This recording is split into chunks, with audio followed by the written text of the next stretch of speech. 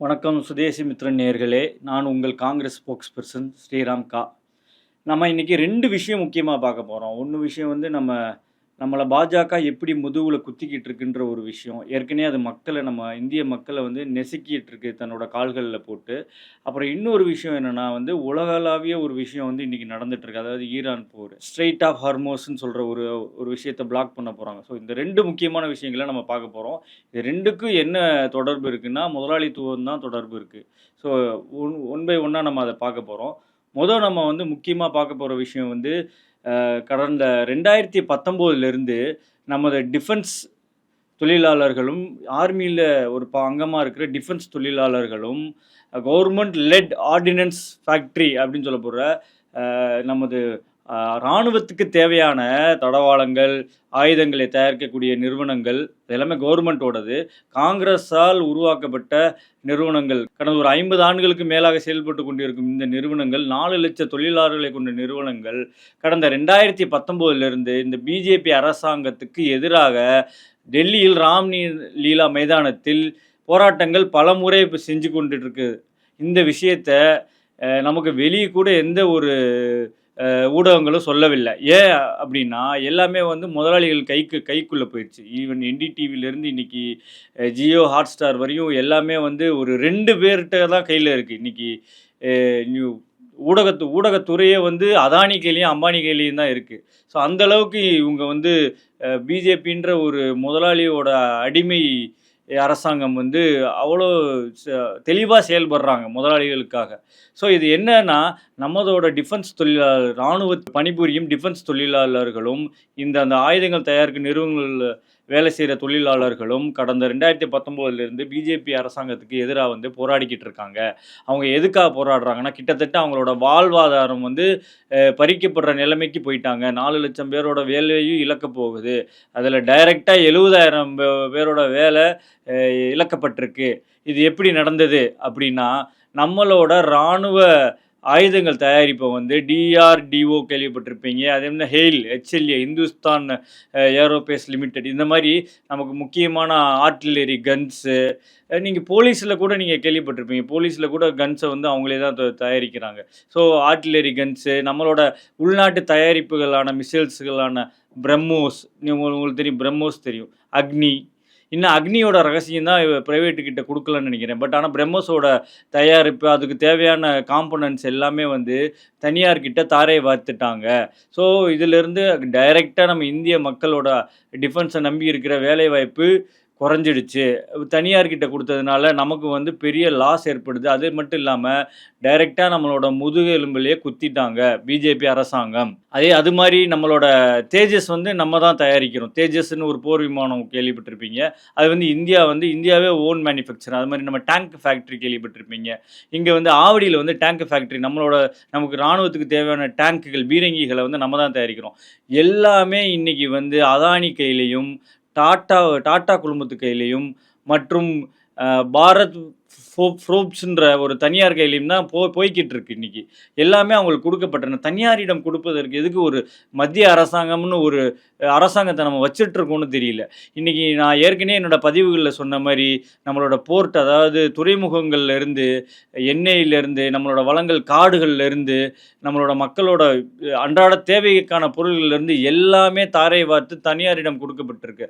அதுவும் முக்கியமாக 2 பெரிய முதலாளிகள்கிட்ட மட்டும்தான் கொடுக்கப்படுது. அது வந்து ஒன்று அதானியும், இன்னொன்று அம்பானியும். அதுக்கு மீறி பாஜகவோட எலக்டோரல் பாண்டில் அவங்களுக்கு கமிஷனாக 18% அவங்க கட்சிக்கு வந்து சேர்ந்துருச்சுன்னா அவங்களுக்கு தாரை வார்க்கப்படும். இந்த நம்ம பொதுத்துறைகளுக்கு போக வேண்டிய ப்ராஜெக்ட்ஸு எல்லாமே வந்து அவங்களுக்கு தாரை வார்க்கப்படும். அப்படி தான் டாட்டா வந்து செமிகண்டக்டர் எடுத்தாங்க பீகாரில். அதெல்லாம் ரொம்ப மோசமான ஒரு விஷயம்.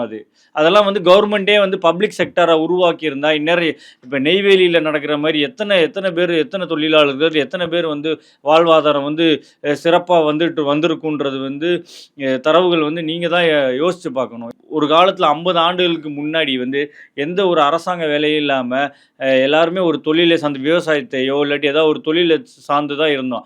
ஆனால் என்றைக்கு வந்து அரசாங்கம்னு நம்ம உருவாக்கி காங்கிரஸால் உருவாக்கப்பட்டு ஒரு ஒரு துறைகளும் உருவாக்கப்பட்டதோ, அந்த அரசாங்க வேலைகளில் நம்ம ஆட்கள் கல்வியில் முன்னேற்றம் அடைஞ்சு ஒரு ஒரு நிறுவனத்துலேயும் ஆட்களை உள்ளே எடுத்து நம்மளோட வளர்ச்சி பாதை, அன்றாட வாழ்க்கையின் வளர்ச்சி பாதையை நோக்கி நம்மளாம் போக ஆரம்பித்தோம். ஏன்னா இப்போ என்னோட தாத்தாவுக்கு தாத்தா, பெரிய தாத்தாலாம் பார்த்தீங்கன்னா, அவர் ஒரு கோமணத்தை கட்டிட்டு விவசாய நிலங்களில் விவசாயம் தான் பண்ணிட்டு இருந்திருப்பார்.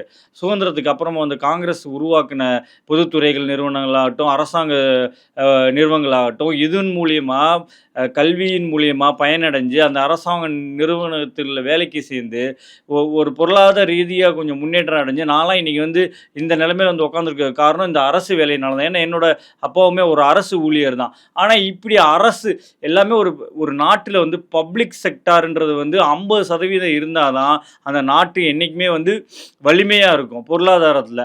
மன்மோகன் சிங் அதனால தான் ஒரு கிரைசிஸ் வந்தது பார்த்தீங்களா? ஐடி நிறுவனத்தினால ஒரு பெரிய கிரைசிஸே வந்தது, எக்கனாமிக்கல் கிரைசிஸ் வந்தது. மீதி உலகம் அமெரிக்காலலாம் பெரிய பெரிய பேங்குகள்லாம் மூடப்பட்டது. ஆனால் இந்தியா நிமிர்ந்து நின்றது அந்த அந்த அந்த நேரத்தில் கூட. அதுக்கு பிகாஸ் ஆஃப் மெயின் காரணம் நம்மளோட அரசு துறைகளும் மன்மோகன் சிங் அவர் உடனே போட்ட அந்த பாலிசிஸ்னால்தான். ஸோ அதனால தான் நம்மளால் அந்த அந்த நேரத்தில் நம்மளோட பொருளாதாரத்தை வீழ்ச்சி அடையாமல் நம்ம அகலபாதத்துக்கு போகாமல் காப்பாற்றப்பட்டது. பட் ஆனால் இன்றைக்கு நிலைமை இப்போ அரசு கையில் எதுவுமே இல்லாத மாதிரி, ஈவன் நம்மளோட உயிர் நாடியே நம்மளோட இராணுவம் தான் சொல்லலாம். அந்த இராணுவத்தையே இப்போ ஆல்ரெடி நம்மளோட அணுவின் ரகசியத்தையுமே அதானிக்கிட்ட கொடுத்தாச்சு. அது உங்களுக்கே தெரியும். அதெல்லாம் கொடுக்கக்கூடாது. அதெல்லாம் சீக்ரெட் பாலிசியாக ஒரு நாடு தான் அதை காப்பாற்றணும். இந்த மாதிரி ஒரு விஷயங்கள் கூட ஒரு நாடுனால நிர்வகிக்க முடியல, நடத்த முடியல அப்படின்னா அந்த நாட்டுக்கு ஒரு அரசாங்கமே தேவையில்லை. இன்னைக்கு மோடி அமெரிக்கா கிட்ட சரண்டர் ஆகிற மாதிரி அமெரிக்காக்காரர் கையில இருந்துட்டு போகலாமே. ஏன்னா ட்ரம்ப் தான் வெளிப்படையாக சொல்றாரு, ஒரு பேட்டிலையும் வெளிப்படையா சொல்றாரு. இந்த எப்ஸ்டீன் ஃபைலை வச்சோ எல்லா விஷயத்தையும் வச்சு நான் மோடியோட அரசியல் வாழ்க்கையை தகர்க்க விரும்பல, அவர் என்னோட நண்பர், அதனால அவர் என்கிட்ட சரண்டர் அடைஞ்சிருவார், அதனால் நான் அதை பேச விரும்பலை அப்படின்ற மாதிரி சிரிச்சுக்கிட்டே கூட நக்கலாக சொல்லக்கூடிய நிலைமை இன்றைக்கி இருக்குது. இன்றைக்கி பார்த்தீங்கன்னா ஈரானுக்கும் இந்தியாவுக்கும் ஒரு பல நூற்றாண்டு உறவு உண்டு. ஈரான் பகுதியில் ஒரு ஹார்பரே நம்ம நிர்ணயிச்சிருக்கோம். அதே மாதிரி இந்தியாவுக்கும் ரஷ்யாவுக்கும் ஒரு பல நூற்றாண்டுகள் உறவு உண்டு. நான் ஏற்கனவே என்னோட முன்னாடி பதிவில் சொன்ன மாதிரி கூடங்குளம் அணுமின் நிலையம் ரஷ்ய தொழில்நுட்பத்தினால தான் உருவாக்கப்பட்டது. ஸோ இந்த மாதிரி நமக்கு ஆபத்து காலங்களில் உதவுன நாடுகளை இன்னைக்கு இந்த மோடியோட சரண்டர் பாலிசியினால் அமெரிக்காவிடம் முதலாளிகள்கிட்ட, ஏன்னா இவரே ஒரு முதலாளியோட சேவகன் தானே, watchman for Adani and Ambani தானே இவர். ஸோ இவர்னால இன்னைக்கு அமெரிக்கா கிட்ட இவர் டைரெக்டாக சரண்டர்னால இவரோட தப்பான அணுகுமுறையாலையும் தவறான செயல்பாடுனாலையும் அல்லது இவருக்கு விஷயம் எதுவுமே தெரியாதனாலையும் இவர் உலகத்தை மட்டுமே சும்மா சுற்றி கொண்டு இருப்பதனாலையுமே நம்மளோட நிலைமை இன்றைக்கி ரொம்ப கேவலமாக போயிடுச்சு. இப்போ நாட்டில் 10% கூட மக்கள்கிட்ட இல்லை.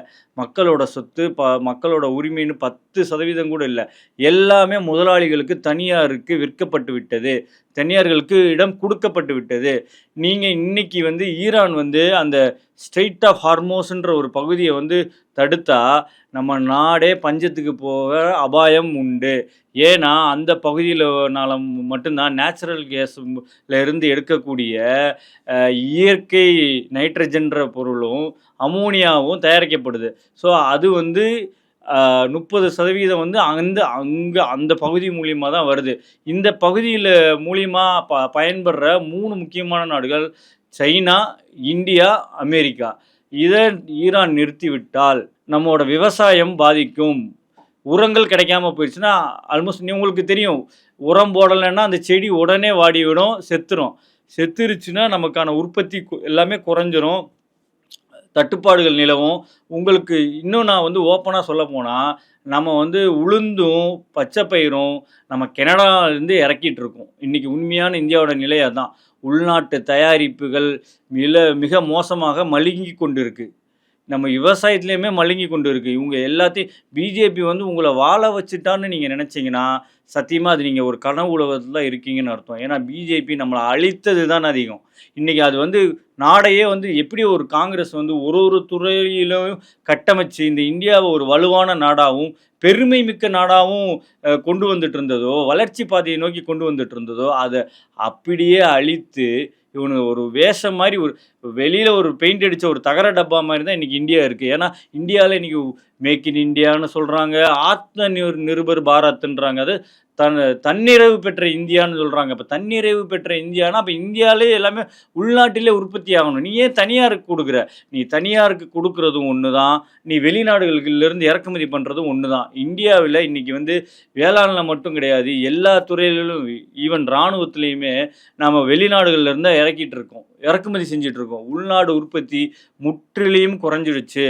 இதில் ஒன்றே ஒன்று தான் இன்னும் நம்ம இறக்குமதி செய்யலை, அது வந்து மேன் பவர். இந்த பாஜகவோட திறனற்ற அரசியல் செயல்பாடால், அரசியல் கையாளுற விதத்தால் வந்து நம்ம வந்து உண்மையிலே சீரழிஞ்சு கொண்டு இருக்கிறோம். நீங்கள் இதெல்லாம் யோசித்து பாருங்கள்.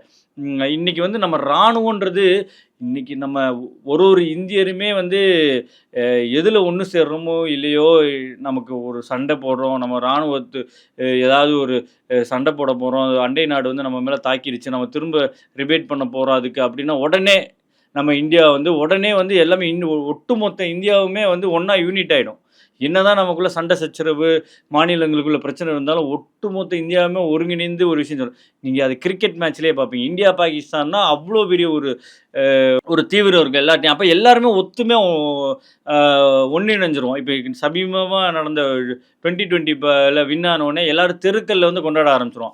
அது மாதிரி தான் இராணுவ வெற்றிகளையும் நம்ம தெருக்கல்ல வந்து கொண்டாடி இருக்கோம். அதேமாரி இராணுவம் சில சமயம் வந்து தாக்கப்பட்ட போதோ, தோல்வி அடைஞ்ச போதோ நம்ம எல்லாருமே நம்ம வந்து கண்ணீர் சிந்திருக்கோம். கண்டிப்பாக எல்லாருமே ஃபீல் பண்ணியிருக்கோம், கண்ணீரும் சிந்திருக்கோம்.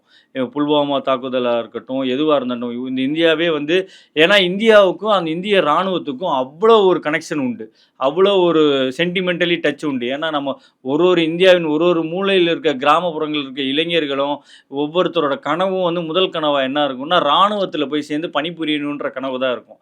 ஆனால் இன்றைக்கு இருக்கிற இந்த பிஜேபி அராஜக அரசால் இன்னைக்கு ஒரு இளைஞரின் கனவும் சிதைக்கப்பட்டு இந்திய இராணுவத்தின் உயிர் நாடியான நமது இந்தியாவின் உயிர் நாடியான இந்திய இராணுவத்தையே கொஞ்சம் கொஞ்சமாக அழிச்சுக்கிட்டு வர்றாங்க, கேன்சர் செல்லு மாதிரி. ஸோ இந்த மாதிரி வந்து நமது உயிர் நாடியான நாட்டின் உயிர் நாடியான இராணுவத்தையே வந்து இன்னைக்கு தனியாருக்கு தாரை வாத்து கொண்டு இருக்கிறாங்க. ஸோ இந்த நிலைமையில் இப்படி ஒரு தனியாருக்கு தாரை வாக்குற அரசாங்கம் நமக்கு மத்தியில் தேவையா? அதை மக்கள் தான் உணரணும், மக்கள் தான் அதுக்கேற்ற மாதிரி செயல்படணும். வருகிற 2029 நீங்கள் எவ்வளோ இப்போ மக்கள் வந்து உண்மையாகவே காங்கிரஸ் கட்சியை வந்து உண்மையிலே மிஸ் பண்ணுறாங்கன்னு வந்து எல்லாருமே வந்து இன்றைக்கி பேச ஆரம்பிச்சிட்டாங்க. இதுக்கு காங்கிரஸ் இருந்திருந்தால் இந்த நிலைமை நமக்கு வந்திருக்காதுன்ற மாதிரி தான் வந்து இருக்குது. இன்னைக்கு இந்த ப்ரெசண்டில் வந்து நம்ம இப்போ அந்த மத்திய அரசின் வந்து தவறான கொள்கைகளால் இப்போ ரஷ்யா கிட்ட வந்து ஒரு நல்ல நட்போடு இருந்திருந்தால் இந்நேரம் வந்து நமக்கு வந்து இவ்வளோ பெரிய தட்டுப்பாடு, எரிபொருள் தட்டுப்பாடு, நேச்சுரல் கேஸ் தட்டுப்பாடு, அது மட்டும் இல்லைங்க, ஆக்சிஜன் சிலிண்டர் தட்டுப்பாடு கூட நம்ம இந்தியாவில் வர ஆரம்பிச்சிருச்சு. ஏன்னா எல்லாமே நம்ம இறக்குமதி தான் பண்ணுறோம், எதையும் நம்ம ஏற்றுமதி பண்ணுறது மிக கம்மி. நம்ம இறக்குமதி பண்ணுறது தான் 70%. அதுக்கு தான் வந்து நம்ம அமெரிக்காவுக்கே 0 காஸ்ட்டில் வந்து டோரை ஓப்பன் பண்ணி கொடுத்துருக்கோம். ஸோ பார்த்துக்கோங்க அப்போ எந்த நிலைமையில் இந்தியாவை கொண்டு சென்றிருக்காங்க. இதே 2014க்கு முன்னாடி இருந்த தரவுகள்லாம் இவங்க நிறைய அழிச்சிருக்காங்க பிஜேபிக்கார. பட் ஆனால் உண்மையாகவே நீங்கள் தேடி பார்த்தீங்கன்னா நீங்கள் இந்த தேசிய ஊடகங்களை பார்க்குறத விட தி பிரிண்ட்டு, அதே மாதிரி வயர், இந்த மாதிரி ஊடகங்களில் பார்த்தீங்கன்னா உண்மை செய்திகள்லாம் நிறையா போடுவாங்க. இந்த அரசாங்கம் எவ்வளோக்கு எவ்வளோ கொடியது, கொடுமையான விஷயங்கள் எவ்வளோ செய்து கொண்டு இருக்குன்றது வந்து நம்ம அன்றாட டெய்லி தெரிஞ்சுக்கலாம். இது வந்து உண்மையிலே மோசமான அரசாங்கம். இன்றைக்கி டெல்லியோட நிலைமை, ஈரானில் போர் நடந்துகிட்ருக்கு, அவ்வளோ பலாயிரம் குண்டுகள் அந்த நாடு மேலே போடப்பட்டு கொண்டு இருக்கிறது. பட் ஆனால் இந்த நிலைமையில கூட அந்த நாட்டோட வந்து காற்று மாசு என்பது வந்து 35லேருந்து 40 தான் இருக்குது. ஆனால் டெல்லியோட இப்போ போய் ஏர் குவாலிட்டி போய் செக் பண்ணுங்க, 250க்கு மேலே இருக்கும். அது மனிதன் வந்து சுவாசித்தா அவனுக்கு கண்டிப்பாக கேன்சர்ன்ற நிலைமையில தான் இருக்கும். இவங்க இந்த பிஜேபி அரசியல்வாதிகள்லாம் அவங்கெல்லாம் வந்து ஏர் பியூரிஃபையரும் வீட்டில் வந்து அவங்களுக்கு தேவையான சேஃபான விஷயங்கள் வச்சுமே அவங்க உயிர் வாழ்ந்துப்பாங்க. அவங்களுக்கு அது பெரிய விஷயம் இல்லை. ஆனால் டெய்லி சாகிறது சாமானிய மனுஷங்கள் தானே. தெருக்களில் நடந்து செல்லும், வாகனங்களை ஓட்டி செல்லும், வேலை பார்க்கும் சாமானிய மனிதர்கள் தானே அந்த நச்சு காற்றை வந்து சுவாசித்து நுரையீரல் பாதிப்பு, கிட்னி பாதிப்பு, லிவர் பாதிப்புன்ற போல பாதிப்புலாம் இறக்க போகிறாங்க. அவனுக்கு அதை பற்றி என்ன கவலை? ஏன்னா கொரோனா காலத்திலே பல்லாயிரம் பேர் செத்தாங்க, அதையே கணக்கை மறைச்சவங்க இவங்க. அந்த மாதிரி அரசாங்கம் தானே. இவங்க மனித உயிரை பற்றி உங்களுக்கு துளியும் அக்கறையும் இல்லை. துளி கூட அக்கறை கிடையாது. இவங்க செய்கிற ஊழலும் அது வெளிப்படையான ஊழல்கள். இதுதான் இவங்களுக்கு பவரை பிடிக்கணும். 2019 இந்த இராணுவ டிஃபென்ஸ் வீரர்களும் இராணுவ ஆயுதங்கள் தயாரிப்பு நிறுவனங்களை சேர்ந்த தொழிலாளர்களும் 2019 2025 வரையும் போராடி கொண்டு இருக்கிறாங்க. 3 நாள்லாம் ஸ்ட்ரைக்கெலாம் பண்ணியிருக்காங்க. கிட்டத்தட்ட 3 லட்சம் பேர் 4 லட்சம் பேர் அங்கே கூடி அங்கே வந்து போராட்டங்கள் பண்ணி கொண்டு இருக்காங்க. ஆனால் அது வெளியே காட்டலை. அவங்களுக்கு யார் உறுதுணையாக இன்ற வரைக்கும் வந்து உறுதுணையாக பக்கபலமாக நிற்கிறது வந்து ஒன்று காங்கிரஸ், இன்னொன்று கம்யூனிஸ்ட். இந்த 2 கட்சிகள் தான், தேசிய கட்சிகள் மட்டும்தான் அவங்களுக்கு உறுதுணையாக நிற்குதே தவிர இந்த பிஜேபி அரசாங்கம் அந்த செய்தியை வெளியே கூட விடலை. அந்த மக்கள் செவி கூட சாய்க்கலை அதுக்கு. ஸோ இதெல்லாம் மக்கள் வந்து மனதில் வந்து ஆழமாக பதிச்சு கொள்ளணும். நம்ம இன்றைக்கி வந்து நாடு வந்து மோசமான நிலைமைக்கு போய்கிட்டு இருக்குன்னு. ஏன்னா இந்திய ரூபாயின் நிலை வீழ்ச்சி அடைந்து கொண்டே இருக்கிறது. யூரோ கூட ஸ்ட்ரென்தன் ஆகுது. நீங்கள் யூரோ கூட பாருங்கள், கடந்த 1 வருஷத்தில் 19% உயர்ந்திருக்கு அதோட மதிப்பில். பட் ஆனால் இந்தியா இன்னைக்கு வந்து இந்தியாவோட ரூபாயின் விலை வந்து அகல பாதாத்தில் போயிட்டுருக்கு. ஆப்கானிஸ்தானோட ரூபாயை விட நம்ம கம்மி இன்னைக்கு. பாருங்கள், ஆப்கானிஸ்தான் வந்து தாலிபான்களால் ஆளப்படுற ஒரு நாடு. அந்த நாடை விட இங்கே வந்து பாருங்கள், 100 வருஷமாக நம்ம வந்து எவ்வளோ பெரிய டெக்னாலஜிலாம் வச்சுருக்கோம்னு இன்றைக்கி நம்ம ஏஐ பெருமை பீத்துறோம். நம்ம இங்கே எவ்வளோ பெரிய பிரெயின் ட்ரெயின்லாம் பண்ணியிருக்கோம். இன்றைக்கி அமெரிக்காவில் வந்து நம்மளோட மூளைகள் எத்தனை பேர் இருக்காங்க. பட் ஆனால் இப்படிப்பட்ட ஒரு நாடு இன்றைக்கி வந்து ஆப்கானிஸ்தானை விட ரூபாய் மதிப்பில் மிக கீழே உள்ளது.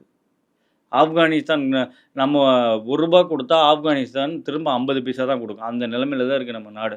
ஸோ தயவு செஞ்சு மக்கள் வந்து இதை மனசில் நினச்சி இனிமே வர்றதை பிஜேபியும் பிஜேபி கூட்டணிகளையும் கண்டிப்பாக தவிர்க்கணும். நன்றி, வணக்கம்.